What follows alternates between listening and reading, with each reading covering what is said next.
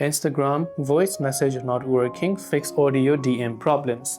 So if the voice message on Instagram is actually not working and you'd like to fix some audio or the DM problems, then what you can try to do is, first of all, check if the Instagram app has access to your microphone. Now the normally way on Android that we can check is by long pressing the Instagram app icon, tapping on this I button to come to the app info page, and from the app info page we can navigate to permissions, and here we can go to microphone, because audio message requires your microphone access, and if you don't have this audio access, which you have to set to allow, then it might not be able to send a voice message. On iPhone you can open settings, go to privacy and security, and from there you can try to access the permission.